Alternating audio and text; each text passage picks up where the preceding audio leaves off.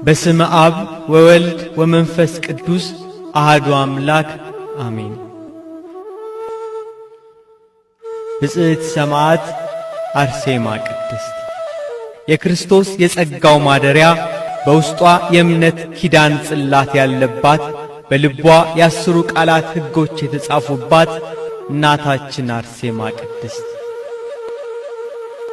የሰማይ መላእክት ስለ መከራዋና የስቃይዋ ብዛት እህታችን ይሏታል።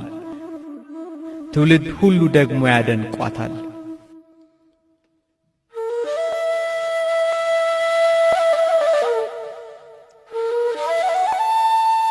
በቅዱሳን ሰማዕት ማኅበርና በገነት በሮች ትመሰገናለች። በቅድስና ሥራዋ የሕይወትን ፍሬ በደሟ መንግሥተ ሰማያትን ተቀዳጅታለች። በእጆቿ የገነት የዛፍ ፍሬ የያዘች በውስጧ የበረታች የቀናች የሃይማኖትን ሥር የተከለች እናታችን አርሴማ ቅድስት የሰማያትን ሀብት ዘወትር ትገዛለች። በገመድ ወገቧን ትታጠቃለች። በሚጣፍጥ ቃል በመልካም አንደበት ዘወትር ትዘምራለች። ለተራቡት እንጀራን በመስጠት ትመግባለች። ነጭና በፍታ ልብስ እየፈተለች የተራቆተ ታለብሳለች። ከአንደበቷ የመንፈስ ቅዱስ ኃይል አለ። በላዩም የመልካም ሴት ውበትን እንደሚያሳምር ያለ የጸጋ ብርሃን ለብሳለች። እናታችን አርሴማ ቅድስት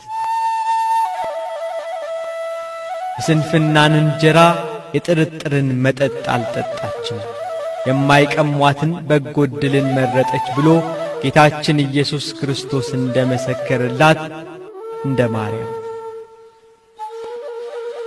ሰማዕቷ እናታችን ቅድስት አርሴማ ክርስቲያኖች በሰማዕትነት ደማቸው በሚፈስበት፣ አንገታቸው በሚቀላበት፣ ለአናብስት በሚጣሉበት፣ አላውያን ነገሥታት በክርስቲያኖች ላይ ግፍ በሚፈጽሙበት በመከራ ዘመን የተገኘች ሰማዕት እናታችን ናት።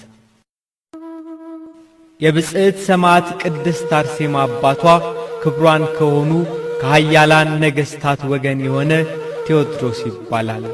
እናቷ ከቤተ ክርስቲያን ሹማምንት ከጳጳሳት ወገን የሆነች አትናስያ ትባላለች። እነርሱም እግዚአብሔርን የሚፈሩ በጾምና በጸሎት በምጽዋት በስግደት የጸኑ ደጋጎች ነበሩ።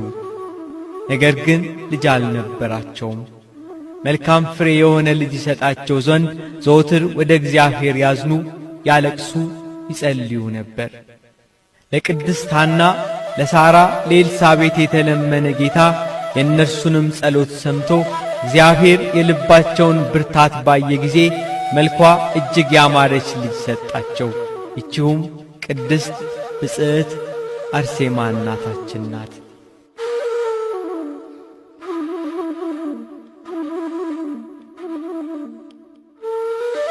ወላጆቿ በቤታቸው እስከ 3 ዓመት ድረስ አሳደጓት። 3 ዓመት ሲሞላት አምላክን በወለደች በእመቤታችን በቅድስት ድንግል ማርያም ስም በተሠራች ገዳም ታገለግል ዘንድ ሰጧት። ከ12 ዓመትም በኋላ አባቷና እናቷ ከካህን ወገን ሊያጋቧት ወደዱ። እናታችን ቅድስት አርሴማ ግን ይህንን አልወደደችም። እናታችን ቅድስት አርሴማ የነበረችበት ዘመን በቤተ ክርስቲያናችን ታሪክ ዘመነ ሰማዕት ይባል ነበር። በተለይም ከ60 ዓመተ ምህረት እስከ 321 ዓመተ ምህረት ድረስ በሮም የነገሱ አላውያን ነገሥታት በሚያውጁት አዋጅና በሚያወጡት ሕግ ክርስቲያኖች እንደ ሙሉ ሰው አይቆጠሩም ነበር። በክርስቶስ የባሕርይ አምላክነት በማመናቸውና የሮም ነገሥታት ጣዖታትን ባለማምለካቸው እንደ ሽንኩርት ይከተፉ፣ እንደ ጧፍ ይቃጠሉ ነበር። በሃይማኖት ጽኑዓን ስለነበሩ አንገታቸውን ለሰይፍ ደረታቸውን ለጦር እየሰጡ በመጨረሻው ዘመን እግዚአብሔር የሚያገኙትን የክብር አክሊል በማሰብ በመከራ ውስጥ ደስተኞች ነበሩ። በዚያ የሰማዕትነት ዘመን ቤተ ክርስቲያን ብዙ ሰማዕትን አግኝታለች። እነ ቅዱስ አግናጢዮስ ምጡዕ ለአንበሳ፣ ጁስቲን፣ ሰማዕቱ መርቆሬዎስ፣ ዶሚንና ጓደኞቹ፣ የልዳው ሰማዕት ቅዱስ ጊዮርጊስ፣ እናታችን ቅድስት አርሴማ፣ ሌሎችም ቁጥራቸው ከሰማይ ከዋክብት የበዙ ቅዱሳን ደማቸውን ለከበረ ወንጌል ሕይወታቸውን ስለ ክርስቶስ ፍቅር ለግሰዋል። በዚያ ዘመን እናታችን ቅድስት አርሴማ እንግልት፣ መከራና ስደት፣ ሞት ተቀብላለች። የእናታችን የብጽዕት አርሴማ የፊቷ ውበት እጹብ ድንቅ በመሆኑ በዘመኗ የሚመስላት አልነበረም። 15 ዓመት በሆናት ጊዜ በሦስተኛው መቶ ክፍለ ዘመን በመላው ሮም ነግሶ የነበረው ጨካኙና ከሃዲው ንጉሥ ዲዮቅልጥያኖስ ሰይጣን አነሳሳው። መልኳ ውብ የሆነች አንዲት ሴት ልጅ መርጠው እንዲያጋቡት በየሀገሩ ሁሉ ዞረው እንዲፈልጉለት ካገኙ መልኳን በሰሌዳ ስለው እንዲያመጡለት ጭፍሮቹን አዘዛቸው። ጭፍሮቹ ሮሜ በደረሱ ጊዜ የደናግላንን ገዳም አገኙ። በዚያ ብጽዕት ቅድስት አርሴማን አዩአትና ስዕሏን ስለው ለንጉሡ ላኩለት። ንጉሡም ለጭፍራው ለንጉሥ ድርጣድስ በአስቸኳይ ይዘው ያመጧት ዘንድ ጽኑ ትእዛዝ አዘዛቸው። ንጉሡ ድርጣድስም ብጽዕት ቅድስት አርሴማን ባያት ጊዜ በተደነቀ ውበቷ ተገረመ።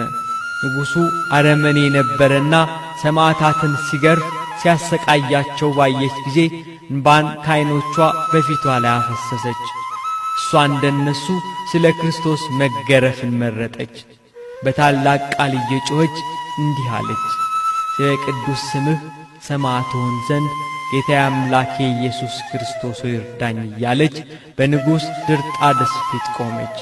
ንጉሡ ደንግጦ እመቤቴ ሆይ ደምግባትሽ ያማረ የተዋበ ልብን የሚያርድ ቢሆንም ከዚህ ምን አመጣሽ አላት። ለመከራ